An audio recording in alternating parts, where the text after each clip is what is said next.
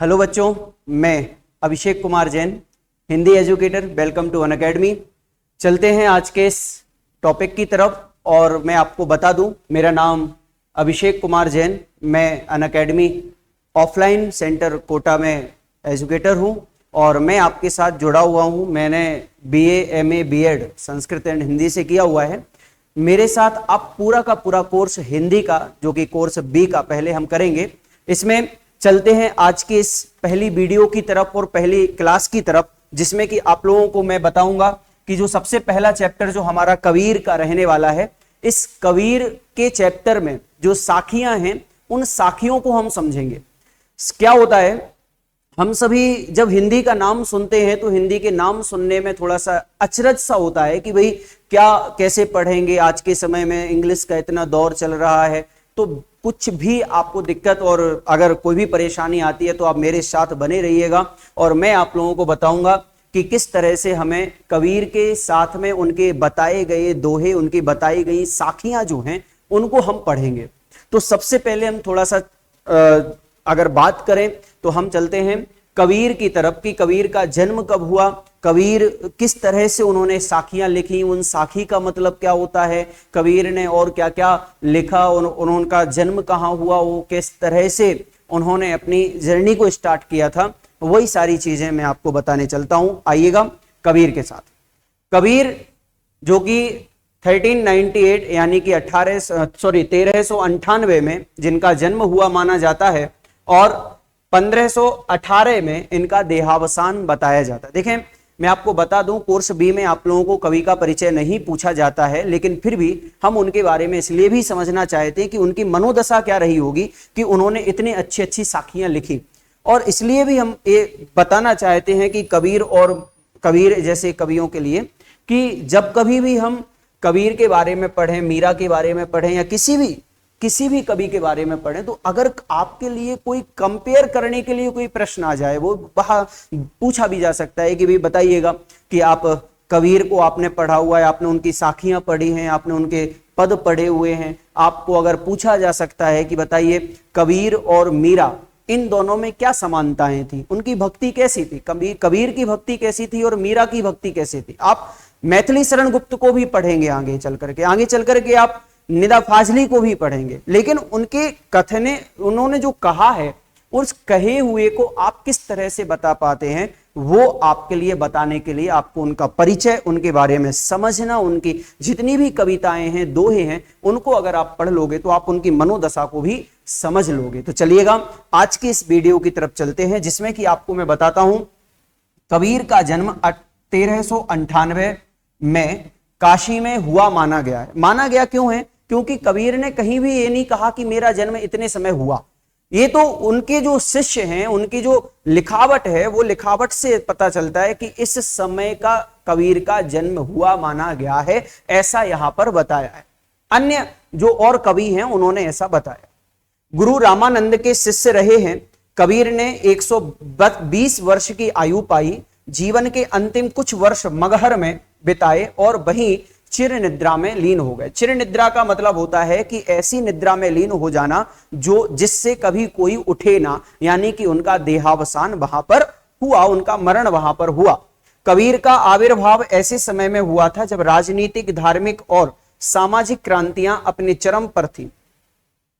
ऐसे समय पर उनका जन्म माना जाता है कि जब उनका जन्म हुआ तो उस समय सामाजिक, धार्मिक और जो कहें कि राजनीतिक क्रांतियां जो हैं वो एक अपनी चरम स्थिति पर थी, वो अपना एक अलग ही प्रभाव डाल रही थी। तो ऐसे समय में जब इनका जन्म हुआ, ऐसे समय में इन्होंने जब लिखना स्टार्ट किया, तो इसीलिए इनको एक क्रांतदर्शी के नाम से भी जाना जाने लगा। क्रांतदर्शी इसलिए कहा जाने लगा क्योंकि इनके लिए क्रांतदर्शी इसलिए भी इनको कहा जाने लगा क्योंकि इन्होंने उस क्रांति में, उस सामाजिक, धार्मिक और राजनीति के ऊपर उन्होंने दोहे लिखे, उनके बारे में बताया, उनके लिए, समाज के लिए बताया, समझाया, इसलिए इनको क्रांतदर्शी कवि भी कहते हैं। उनकी कविता में गहरी सामाजिक चेतना प्रकट होती है। भैया भाई क्या कहा? सामाजिक चेतना का मतलब होता है कि वो जो भी लिखते थे, उनकी जितनी भी रचनाएं हैं, वो सभी की सभी रचनाएं किसी ना किसी बात को समझाने के लिए, किसी ना किसी सामाजिक दृष्टिकोण को बताते हुए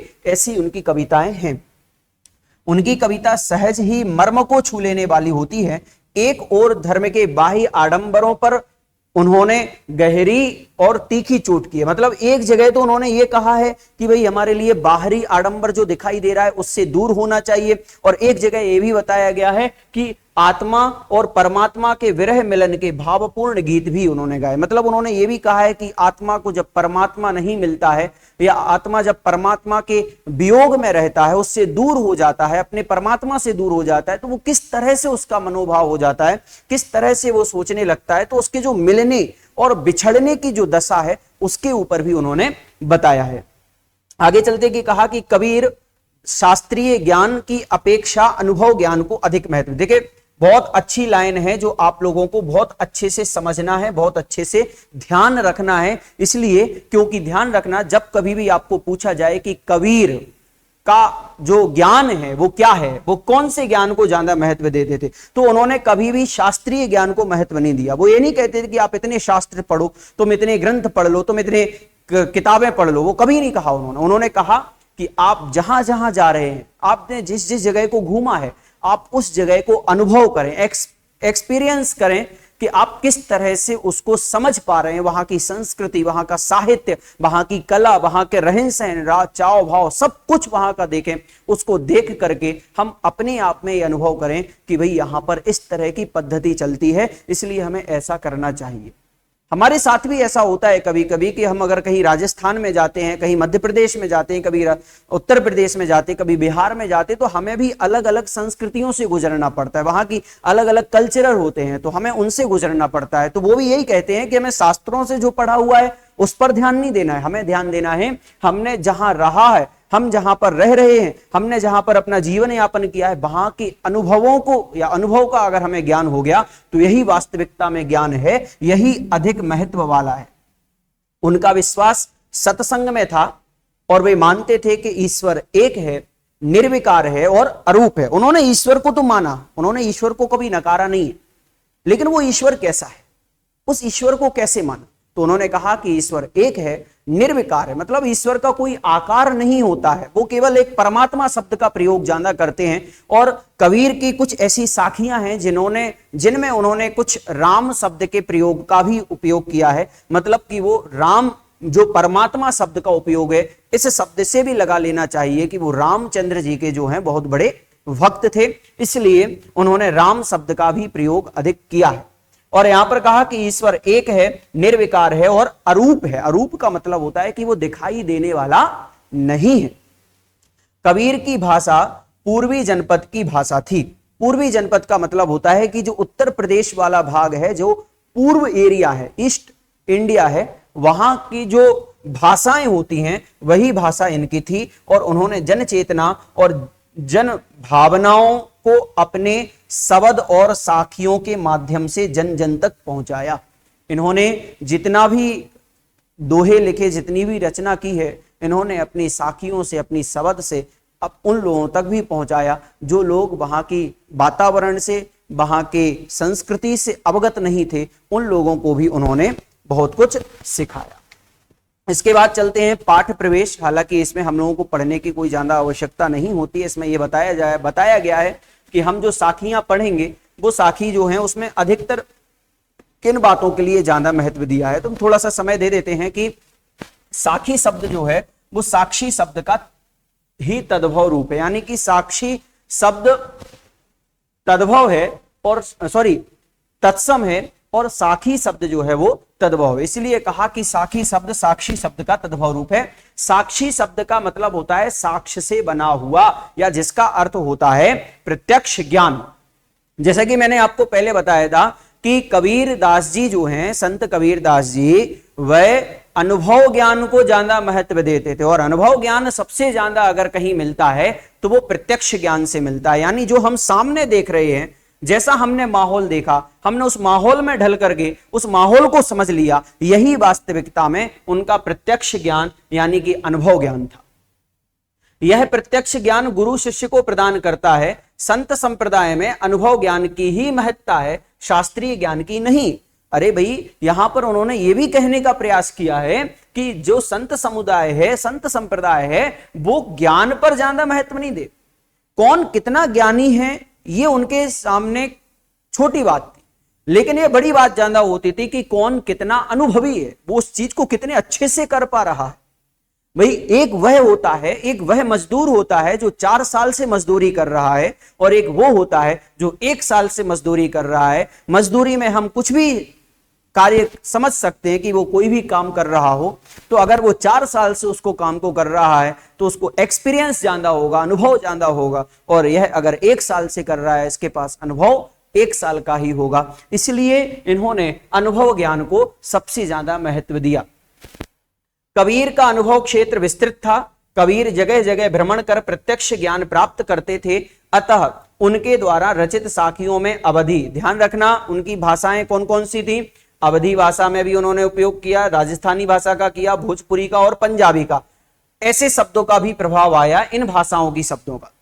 इसी कारण उनकी भाषा जो होती थी वो पचमेल खिचड़ी कहलाती थी, जिसमें अलग अलग तरह की भाषाओं को जोड़ करके एक नई भाषा का प्रयोग करे, एक नया शब्द बने, एक नया दोहा बन जाए, ऐसी पचमेल खिचड़ी कहा जाता था।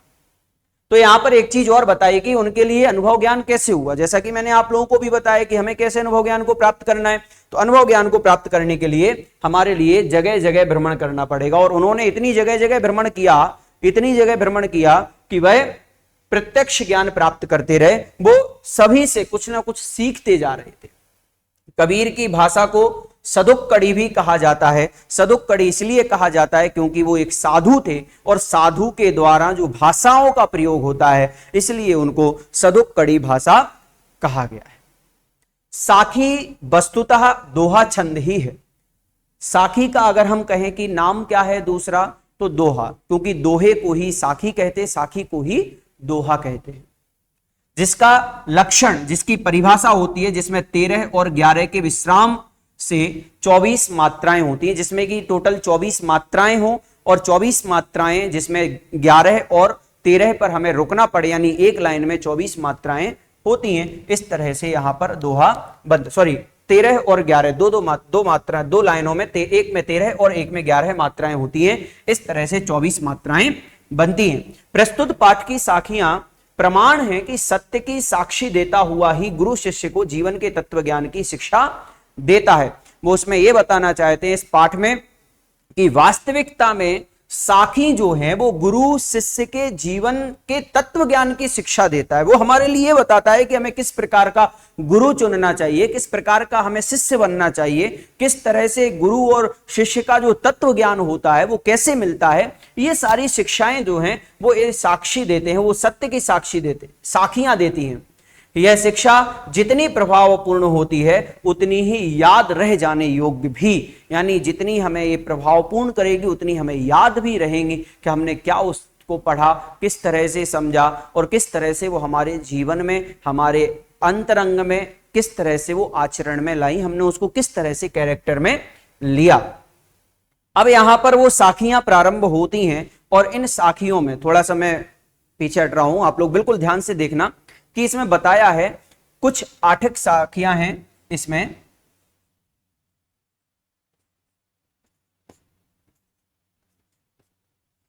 और 8 इस तरह से 1 2 3 4 5 6 7 8 तरह की इसमें 8 साखियां हैं, और इन 8 में कुछ नया जीवन जीने की कला भी बताई गई है। हालांकि मैं इसमें ये नहीं आपको बताऊंगा कि किसको हमें कैसे बताना है, कैसे हम इसका अर्थ निकालें। मैं आपको इसमें यह भी बताऊंगा कि आपको अर्थ लगाने के साथ साथ में अपने आप में भी कैसा बदलाव लाना है। और मैं तो एक बात कहूंगा कि हिंदी केवल पढ़ने की भाषा नहीं है, परीक्षा में पास होने की भाषा नहीं है। अगर हमने कबीर जैसे संत को पढ़ा, मीरा जैसे संत को पढ़ा, अलग अलग कवियों को पढ़ा, और उनकी कविताओं को पढ़ने के बाद अगर हमें एक दोहा, एक लाइन अगर उनकी अपने कैरेक्टर में अगर हम ला लें, तो उससे हमारे जीवन का क्या अधिक मूल्य बढ़ जाएगा, या हम कहें कि उससे हमें क्या अत्यधिक प्रभाव पड़ेगा, वो हम और हमारे साथ रहने वाले उसका एक क्या कहें कि जान पाएंगे कि हम कितने प्रभावपूर्ण बन चुके हैं। तो सबसे पहले अगर हम इनकी साखियों में देखें तो सबसे पहला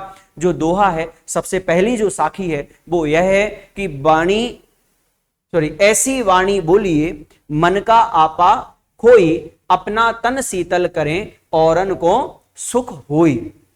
बहुत अच्छी बात इसमें बताई है इन्होंने। हालांकि हम इस दोहे को, हम इस साखी को हमेशा पढ़ते हैं। कभी कभी आप जब बैठते हैं, कभी कभी जब प्रवचन सुनते हैं, जब कभी आप घर में बैठो, दादी के पास बैठो, दादा के पास बैठो, नानी के पास बैठो, तो वो आपको दोहे सुनाएंगे, दोहे बताएंगे। किस तरह के दोहे बताएंगे? इस तरह के दोहे बताएंगे जो आप और हम अभी पढ़ रहे हैं। और ये दोहे बचपन में हम लोगों ने बहुत पहले पढ़े हुए भी हैं, सुने हुए भी हैं, लेकिन उसका अर्थ क्या होता है आज मैं आप लोगों को बताता हूं। उसका अर्थ क्या होता है, सिंपल संक्षेप में हम इसके अर्थ को समझेंगे। ऐसी वाणी बोली, यानी हमें अपने वचनों को, अपनी वाणी को इस तरह से बोलना चाहिए जिससे मन का आपा खोई। आपा का मतलब यहां पर यह है अहंकार। क्या है मतलब यहां पर? अहंकार। तो हमें ऐसी वाणी का प्रयोग करना चाहिए जिस वाणी के बोलने से ये नहीं लगे कि ये अहंकार में बोल रहा है, एटीट्यूड में बोल रहा है, इसके अंदर ईगो ज्यादा भरा हुआ है कि भाई अपन तेज भाषा में बोले। नहीं, बिल्कुल नम्र विनम्र वाणी से हमें बात करनी चाहिए। अगर कोई प्रश्न करता है तो उसका उत्तर भी हमें शालीनता से देना चाहिए, अच्छे से देना चाहिए। तो हमें इस प्रकार की वाणी बोलनी चाहिए जो मन के अहंकार को खोई यानी कि दूर कर देता हो, और जो वाणी के बोलने का प्रभाव ऐसा बने कि अपना तन शीतल करे। यानी जब हम उसको बोलें तो हमारा जो तन है, हमारा जो शरीर है, तो अगर मैं उसको शरीर की जगह में बताऊं कि शरीर क्यों शब्द दिया गया, तो हमारे जो बॉडी लैंग्वेज है, जब हम किसी से बात करते हैं, बातचीत करते समय जो हमारा बॉडी लैंग्वेज है, हमारा जो शारीरिक प्रतिक्रिया है, जो हम बात करने में अपने हाथों को या अपने मुंह को या अपनी आंखों को इस तरह से हम करते हैं कि हमारी जो वाणी है उसका प्रभाव उससे भी और ज्यादा हो जाता है। तो जब हम वो वाणी बोलें तो हमारे तन में तो शीतलता हो, हमें तो अच्छा लगे, लेकिन औरन को सुख होई, और जो सुनने वाला है उसको भी ज्यादा सुख मिले। इस तरह की वाणी का हमें प्रयोग करना चाहिए। समझ में आ गया सभी को?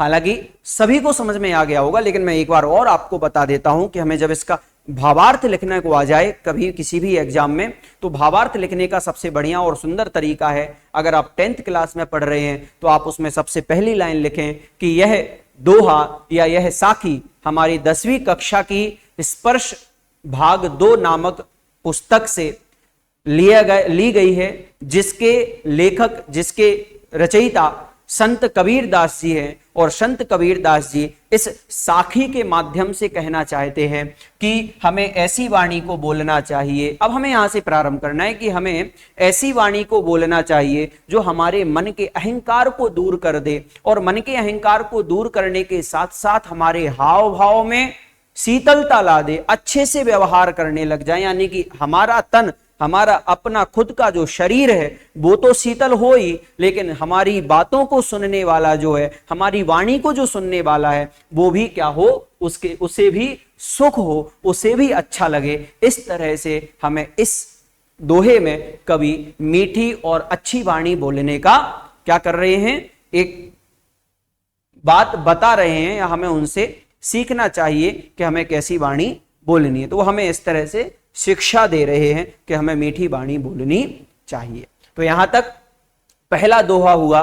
इस पहले दोहे में किसी का अगर कोई डाउट रहता है तो आप बिल्कुल इसमें और अच्छे से क्लियर करते हुए समझ सकते हैं, और आगे हमें और भी अच्छी तरह से आपको समझा पाऊंगा।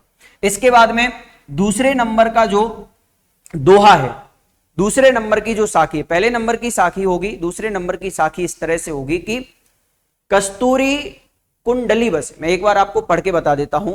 कस्तूरी कुंडली बसे, मृग ढूंढे मन वन माही, मृग ढूंढे वन माही, ऐसे घटी घटी राम है दुनिया देखें नाही। यहां पर आप लोगों को मैं बता दूं कि जो दूसरे नंबर का जो दोहा है, इस दूसरे नंबर के दोहे में वो ये बताना चाह रहे हैं कि हम कहां कहां घूम रहे हैं, हमने ना जाने कहां कहां जाकर के भगवान को ढूंढा, हमने कहां कहां जाकर के भगवान को ढूंढने का प्रयास किया, लेकिन भगवान हमें कहीं नहीं मिला। लेकिन हम क्या करते हैं, भगवान हमारे अंदर हैं, भगवान हमारे समकक्ष हैं, हमारे आसपास हैं, भगवान प्रत्येक कण कण में विराजमान है। इसी बात को बताते हुए उदाहरण के साथ में जो है संत कबीरदास जो हैं वो आपको अब इस तरह बता रहे हैं कि कस्तूरी, कस्तूरी का मतलब होता है सुगंधित पदार्थ। कस्तूरी का मतलब क्या है? सुगंधित पदार्थ, जो सूंघने में बहुत अच्छा लगता और उस सुगंधित पदार्थ को सूंघता हुआ मृग यानी कि हिरण वन माही ढूंढता रहता है। वन माही पूरे के पूरे जंगल में ढूंढता रहता है, लेकिन वही सुगंधित पदार्थ उसी मृग के कुंडली, कुंडली का मतलब होता है नाभि, और नाभि जो उदर यानी पेट है और पेट के बिल्कुल बीचों बीच होती है वो नाभि कहलाती है। और वहां हिरण के जो नाभि है, हिरण के नाभि में ही वह सुगंधित पदार्थ होता है, और वो सुगंधित पदार्थ को सूंघ करके ये सोचता है कि इतनी अच्छी खुशबू कहां से आ रही है, और इस सोच के कारण से वो पूरे के पूरे जंगल में घूमता रहता है और उससे वो पता ही नहीं चलता है कि कहां से वो खुशबू आ रही है। तो वो यही बताना चाह रहे हैं कि मृग यानी हिरण जिसकी नाभि में खुद सुगंधित पदार्थ है, लेकिन वह संपूर्ण वन में जाकर के घूमता रहता है, ढूंढता रहता है कि कहां यह सुगंधित पदार्थ की खुशबू आ रही है। और इसी तरह, इसी दृष्टांत से हमें यह कबीरदास बताना चाह रहे हैं कि इसी तरह यह जीव, यह शरीर, यह दुनिया घटी घटी राम है। इसी तरह इस संसार के प्रत्येक कण कण में राम यानी कि परमात्मा विद्यमान है, लेकिन दुनिया देखे नाही, लेकिन उसे इस दुनिया में या इस दुनिया को वह परमात्मा कहीं पर भी दिखाई नहीं देता है। बस जरूरत है कि अपने आप में झांक करके देखने की। ठीक उसी तरह जिस तरह उस हिरण के खुद के पास वह सुगंधित पदार्थ होता है, लेकिन वह दूसरों की तरफ जाकर के देखने चला जाता है कि कहां से वह खुशबू आ रही है। ठीक है, तो इस तरह आपका दूसरे नंबर का दोहा हो जाएगा। और इस दोहे को आपको लिखने के लिए मैं आपको बता दूं किस तरह से आपको लिखना है, बिल्कुल सुनते जाइएगा। आप अपनी कॉपी में लिखना कि संत कबीरदास जी इस दोहे या इस साखी के माध्यम से कहना चाहते हैं कि जिस तरह हिरण के नाभि में ही सुगंधित पदार्थ होता है और वह दुनियादारी पूरे वन में घूमता हुआ ढूंढता रहता है, लेकिन उसे सुगंधित पदार्थ नहीं मिलता है, बल्कि वह उसके खुद के पास होता है।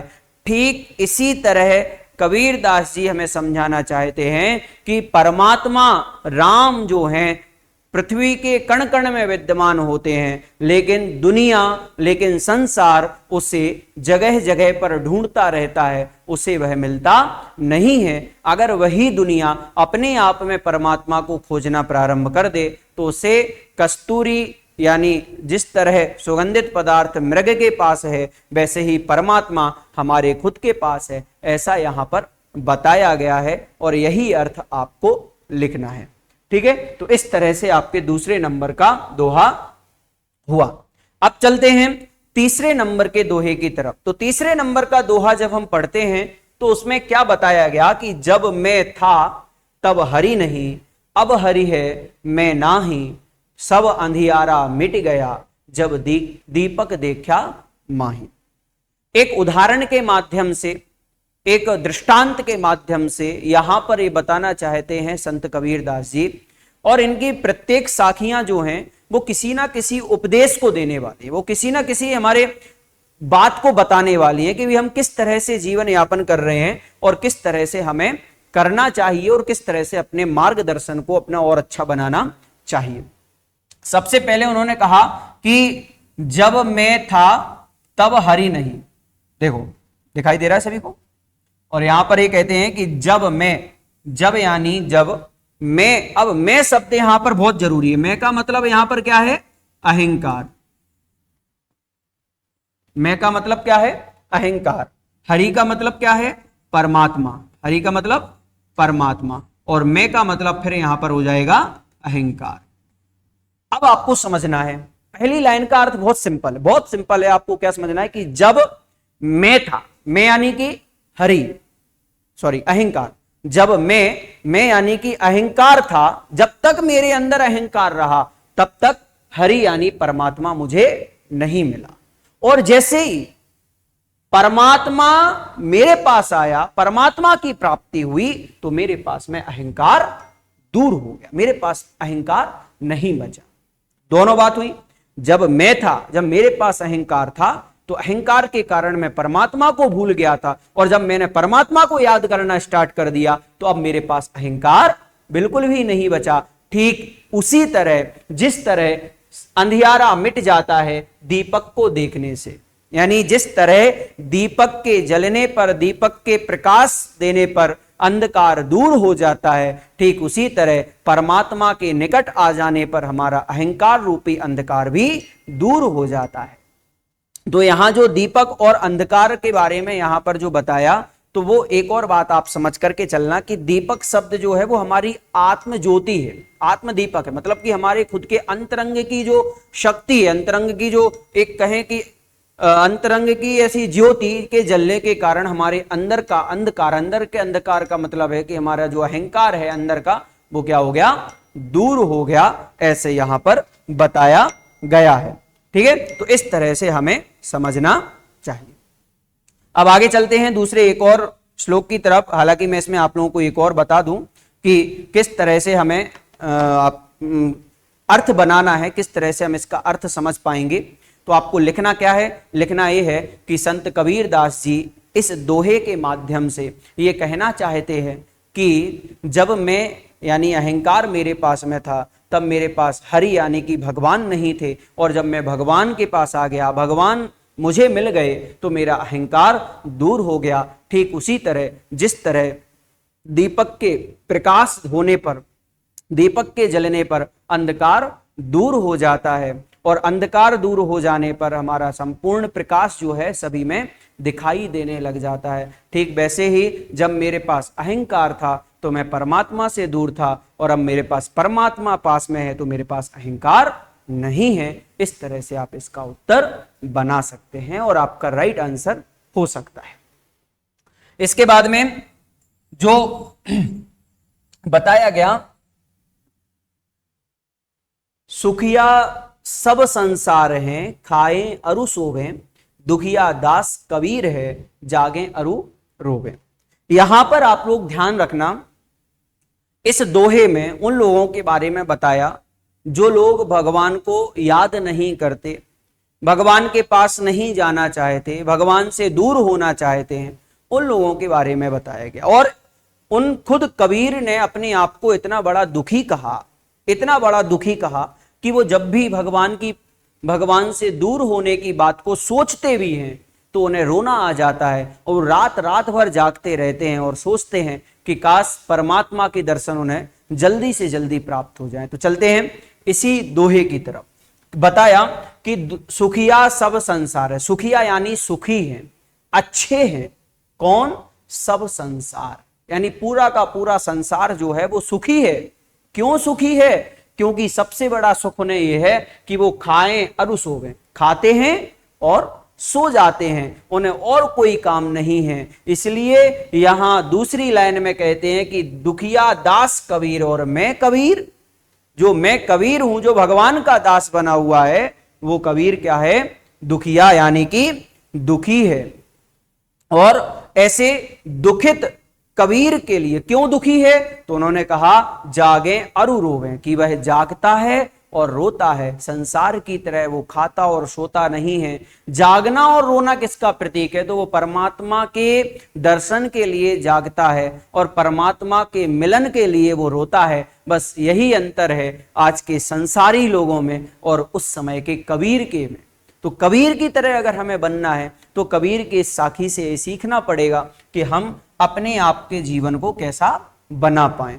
ठीक है, तो इस दोहे के अर्थ को हम कैसे लिखेंगे? हम लिखेंगे कि संत कबीर दास जी इस दोहे के माध्यम से कहना चाहते हैं कि संसार के लोग सभी सुखी हैं क्योंकि वो खाते और सोते हैं, लेकिन मैं एक ऐसा अभागा हूं जो पूरी रात जागता हूं और रोता हूं, इसलिए कि मुझे काश परमात्मा के दर्शन हो जाएं और परमात्मा के शीघ्र दर्शन हो, इसलिए मैं उनके दर्शन के लिए रोता हूं, भटकता हूं। इस तरह से इसमें आ जाएगा। इसके बाद चलते हैं एक और नए अर्थ की तरफ, एक और नए दोहे की तरफ, जिसमें बहुत अच्छा एक बताया गया है। देखें, दोहे में बताया गया ऊपर, बिरह भुवंगम तन बसे, मंत्र न लागे कोई, राम वियोगी ना जिवे, जिवे तो बोरा हुई। देखो, बहुत अच्छी बात इसमें बताई गई है, और इसमें एक अपन के लिए बताया भी गया है कि अगर कोई इंसान अपने अंदर कोई एक धारणा बना करके बैठ जाए कि भाई ऐसा ही है, तो वह उसके अलावा कोई सोच भी नहीं सकता। जैसे आज के हम प्रेम प्रसंग को देख लें, अगर वो अपने माइंड में किसी एक के लिए थीम बना करके बैठ जाता है तो उसके अलावा उसे कोई और नजर नहीं आता है। आज परिवार में अगर हम देखें तो परिवार का कोई एक सदस्य, अगर जैसे मान लीजिए हमारे पिताजी, और हमारे पिताजी क्या करते हैं, पूरे परिवार को संभालते हैं, उसके मन में केवल क्या चलता है, परिवार का सुख ही कैसा हो, परिवार का भरण पोषण कैसा हो, परिवार में किस तरह से शांति बनी रहे, उसके माइंड में सिर्फ वही चलता है, दूसरा और कुछ उसके माइंड में आता ही नहीं है। ठीक वैसे ही कबीर जो हैं वो ये कहना चाहते हैं इसमें कि बिरह भुमंगम, यानी कि बिरह यानी दूर होना, भुवंगम यानी सर्प, तन यानी शरीर, बसे यानी बस गया है। अब यहां हमने एक चीज पढ़ी थी कि वो राम या परमात्मा के जो हैं वो बहुत बड़े भक्त हैं, और भक्त होने के कारण से वह उन्हीं के याद में रहते हैं, उनके वियोग हो जाने पर, और अगर किसी सांप के काट लेने पर उसका मंत्र, उसका जो विष है, वो जहर जो है वो अगर चढ़ जाए तो उसमें किसी भी तरह का मंत्र नहीं लगता है। ठीक उसी तरह वो यहां राम के वियोग होने का मतलब ये कह रहे हैं कि हमें किसी सर्प ने काट लिया हो, है ना।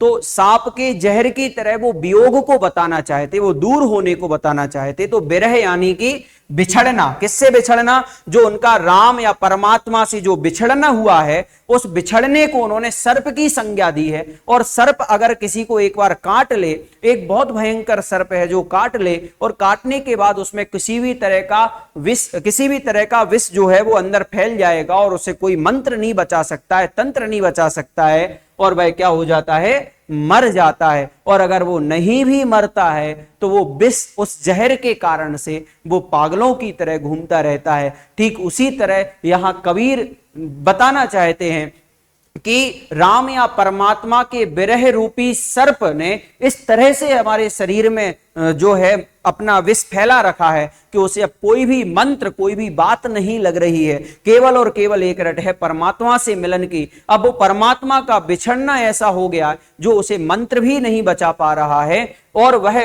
राम वियोगी, और अगर कोई ऐसा राम का वियोगी वाला प्राणी है वो राम से दूर हो जाता है, तो राम से दूर होने के बाद भी वो जीता नहीं है अथवा मर जाता है। और अगर कभी पुण्य प्रताप से या कहें राम के नाम के कारण से अगर वो जीवित भी रह जाएगा तो वो पागलों की तरह राम राम इत्यादि नाम को रटता हुआ जीवन यापन करेगा, पागलों की तरह वो घूमता रहेगा।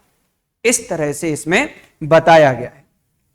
अब आगे इसमें यह भी बताया गया है, जो आपके इसमें दोहे में आपको जो बताना है वो इस तरह से है कि बिरह भुवंगम। अब इसका आप दोहे का अर्थ कैसे बनाएंगे, इसका दोहे का अर्थ को आप कैसे लिखेंगे, तो आप लोग लिखिएगा कि प्रस्तुत साखी में कबीर दास जी कहना चाहते हैं कि जिस तरह सर्प के काटने पर शरीर में जहर भर जाता है और उसे दूर करने के लिए कोई डॉक्टर काम नहीं आता है, कोई मंत्र काम नहीं आता है, ऐसी ही स्थिति में अगर कोई राम का वियोगी है, राम से दूर हो चुका है, और राम से दूर होने के बाद उसे कोई भी मंत्र काम नहीं कर रहा है, उसको मिलाने का कोई काम नहीं कर पा रहा है, और अगर वह जिंदा भी रह जाता है तो पागलों की तरह घूमता रहता है, नहीं तो दशा और स्थिति तो उसकी ऐसी हो जाती है कि वो उसी समय मरण को प्राप्त हो जाए, वो मर जाए।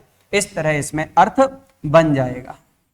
अब आगे चलते हैं नेक्स्ट वाले की तरफ कि निंदक नेड़ा राखिए, आंगनी कुटी बंधाई, बिन सावण पानी बिना, निर्मल करें सुभाई। इसमें यह बताना चाह रहे हैं, एक बहुत अच्छा नीति का भी दोहा है।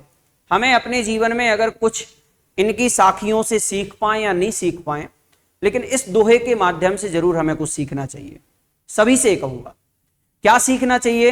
इन्होंने बहुत अच्छी बात कही। इन्होंने ये कहा कि अगर कोई हमारी निंदा कर रहा हो, हमारी कोई बुराई कर रहा हो, हमें कोई बुरा भला कह रहा हो, तो हमें उसके साथ अच्छे से पेश आना चाहिए। हमें उसकी बुराई नहीं करनी चाहिए, हमें उसको और अच्छा कहना चाहिए। क्यों कहना चाहिए? कि भाई तू ही एक ऐसा इंसान है जो मेरे अंदर की बुराइयों को देख पा रहा है। मैं तो वही इतना बिजी हूं, मैं अपने आप पर ध्यान नहीं दे पा रहा हूं। तू एक ऐसा इंसान है जो मेरी बुराइयों को दूर किए जा रहा है, इसलिए उसका एक धन्यवाद करना चाहिए। ठीक वैसा ही यहां बताया कि निंदक, निंदा करने वाला, नेड़ा पास में रखिए, रखना चाहिए। जो हमारी निंदा कर रहा है उसको हमें अपने पास रखना चाहिए। क्यों रखना चाहिए? क्योंकि वो हमारी निंदा कर रहा है और वो हमारे स्वभाव को निर्मल बना रहा है। तो दोहे का अर्थ क्या बनेगा? निंदा करने वाले को अपने ही पास में रखना चाहिए। पास ही नहीं बल्कि आंगन कुटी बंधाई, अपने ही घर के पास में उसको एक कमरा दे देना चाहिए, कुटिया दे देना चाहिए कि भाई तू यही रहे, सुबह से शाम यही रहे। क्यों तू मेरे पास में रहे? इसलिए रहे कि बिन सावन पानी बिना की एक तू ही एक ऐसा इंसान है जो बिना पानी और बिना साबुन के निर्मल करें सुभाई। सुभाई का मतलब होता है स्वभाव। सुभाई का मतलब क्या होता है? स्वभाव। स्वभाव यानी नेचर, इंग्लिश में कहें तो नेचर।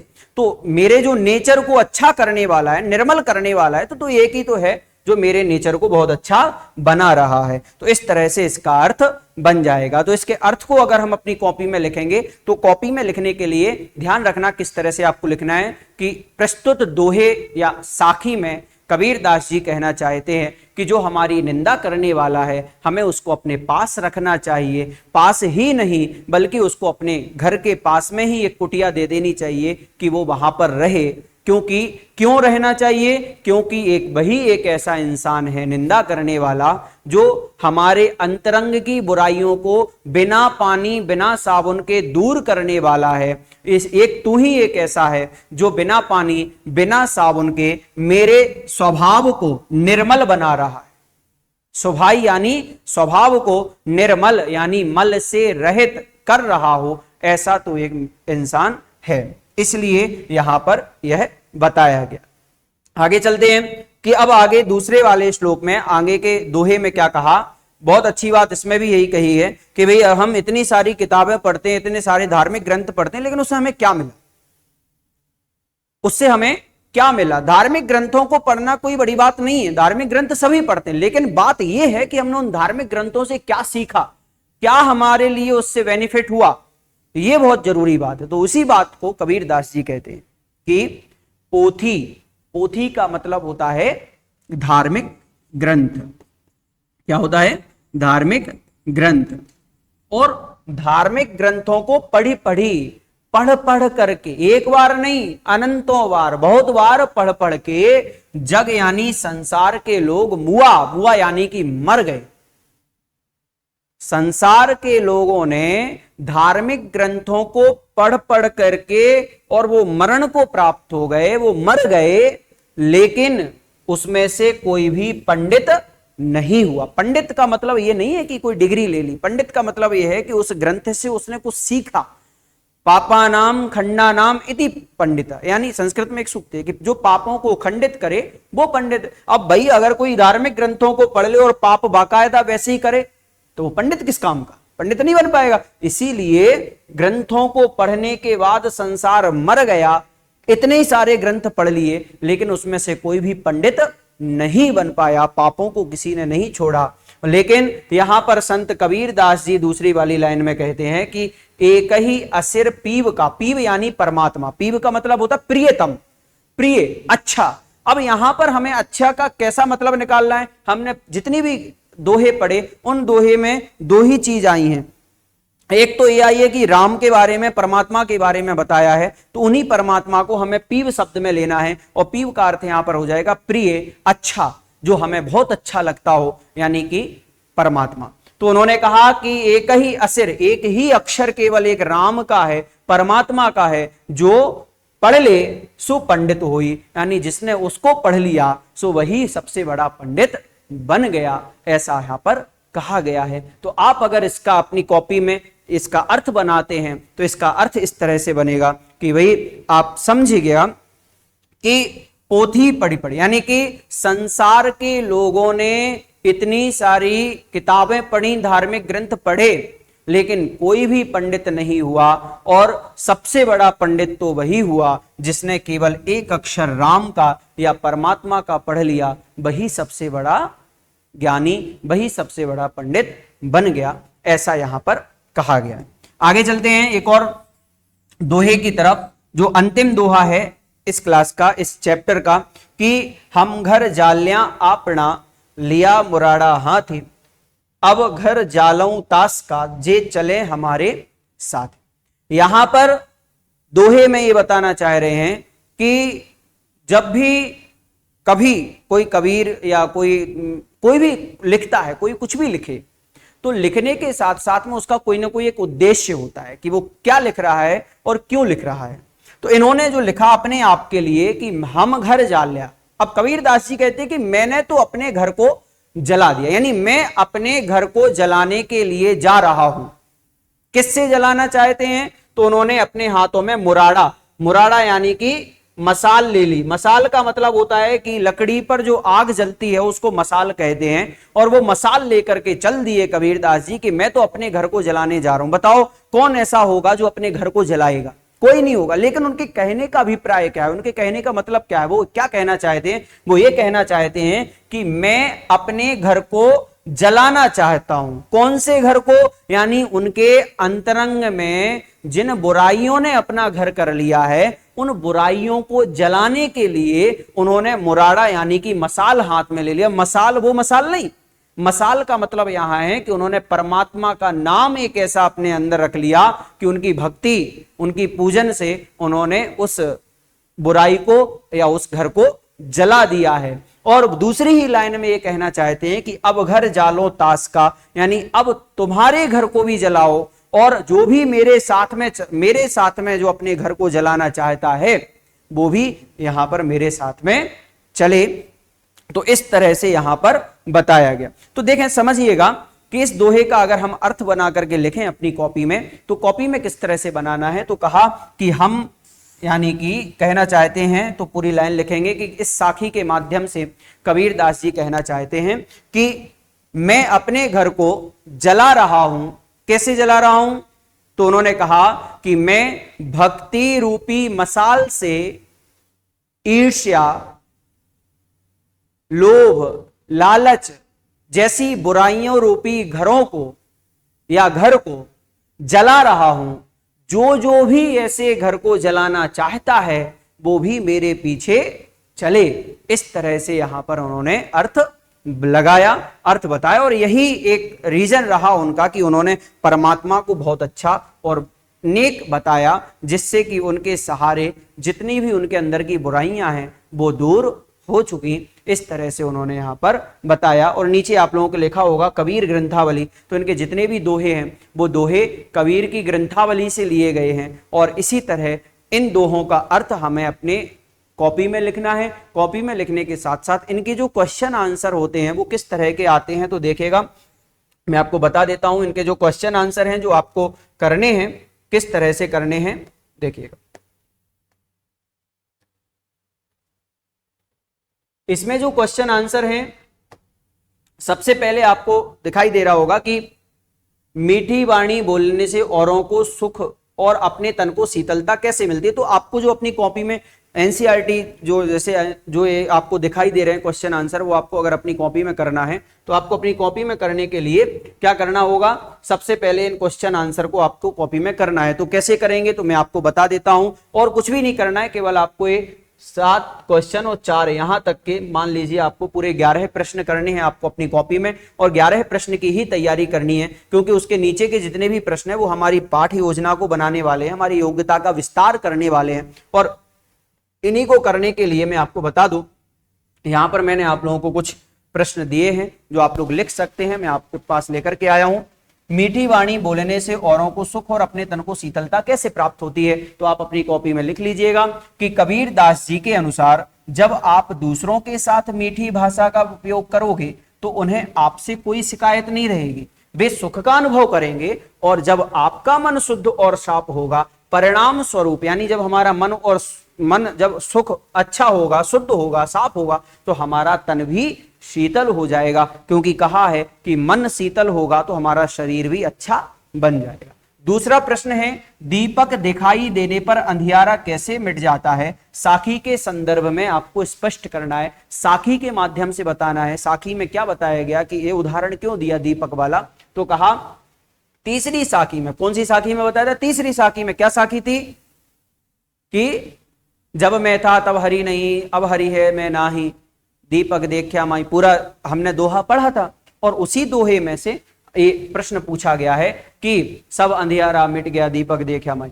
तो कहा कि तीसरी साखी में कबीर का जो दीपक से तात्पर्य है वो ईश्वर दर्शन से है, मतलब ईश्वर के दर्शन मिल गए, मतलब उन्हें दीपक दिखाई दे गया।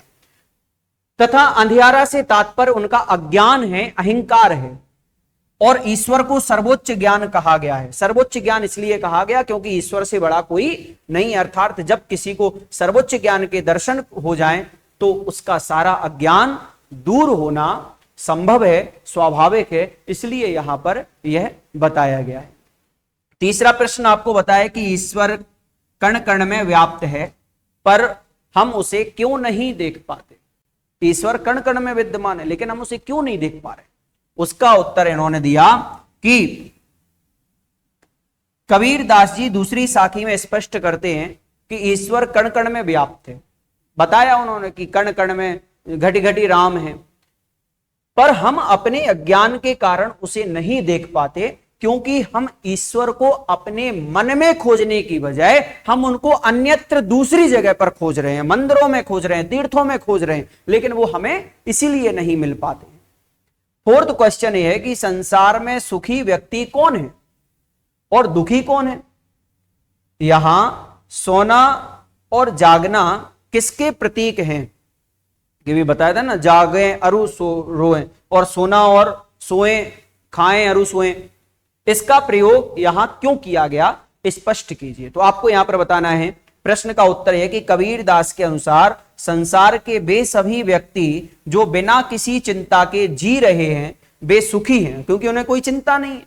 और जो ईश्वर के वियोग में जी रहे हैं, जो जिनसे ईश्वर दूर हो गया है, तो वे दुखी हैं। यहां सोना अज्ञान का और जागना ईश्वर प्रेम का प्रतीक है कि भी जो सो रहा है मतलब वो अज्ञान में डूबा हुआ है, जो जाग रहा है मतलब वो ईश्वर से भक्ति रखता है, ईश्वर से प्रेम करता है, इसलिए वो उनके दर्शन करना चाहता है। इसका प्रयोग यहां इसलिए हुआ है क्योंकि कुछ लोग अपने अज्ञान के कारण बिना चिंता के सो रहे हैं और कुछ लोग ईश्वर को पाने की आशा में सोते हुए भी जग रहे हैं, मतलब उनको ईश्वर मिल जाए, कहीं मैं सोता ना रह जाऊं, ईश्वर मेरे घर आ जाएंगे तो मैं सोता रह जाऊं, तो वो इसी राह देखते रहते हैं कि ईश्वर आ रहे होंगे, क्या पता मैं सोता ना रह जाऊं, इसलिए वो जागते रहते हैं। तो एक उसमें से कबीर दास हैं जो जागते हैं और रोते हैं। पांचवा क्वेश्चन आपको बताया कि अपने स्वभाव को निर्मल रखने के लिए कबीर ने क्या उपाय सुझाया था। बताओ, वो अपने स्वभाव को अच्छा बनाने के लिए उन्होंने क्या किया था? तो अपने स्वभाव को निर्मल रखने के लिए कबीर ने निंदा करने वाले व्यक्तियों को अपने आसपास रखने का उपाय सुझाया था कि जो हमारी निंदा करने वाला है हमें उसको अपने पास रखना चाहिए। उनके अनुसार निंदा करने वाला व्यक्ति जब आपकी गलतियां निकालेगा तो आप उस गलती को सुधार कर अपना स्वभाव निर्मल बना सकते हैं। मतलब उन्होंने ये कहा कि जब वो निंदा करने वाला हमारी गलतियां निकालेगा तो स्वाभाविक सा है कि वो हमारी गलतियों को दूर करेगा और हम अपने आप में अपने स्वभाव को निर्मल बना पाएंगे। छठा प्रश्न है कि एक ही असिर पीव का पढ़े सु पंडित होई, इस पंक्ति द्वारा कवि का क्या आशय है? कवि इसमें क्या कहना चाहता है कि भाई एक अक्षर के पढ़ने से पंडित हो जाएगा, वो भी प्रिय का। तो ऐसा कौन है जो प्रिय है? तो उन्होंने कहा कि एक ही असिर पीव का पढ़े सु पंडित हो, इस पंक्ति का कवि ईश्वर प्रेम को महत्व देते हुए कहना चाहता है कि ईश्वर प्रेम का ही एक ऐसा अक्षर है, ईश्वर से प्रेम रखना ही एक ऐसा है जो हमें या जो किसी भी व्यक्ति को पंडित बना सकता है, जो किसी भी व्यक्ति को आचरणवान बना सकता है। इसलिए इसमें एक ही असिर पीव का पढ़े सु पंडित हो, इसका यह अर्थ बन जाएगा।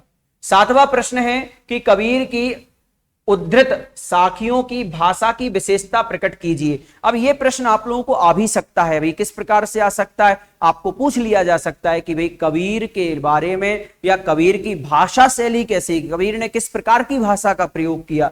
तो आप लोग इसमें बता सकते हैं कि कबीर की साखियों में अनेक भाषाओं का प्रभाव स्पष्ट दिखाई देता है।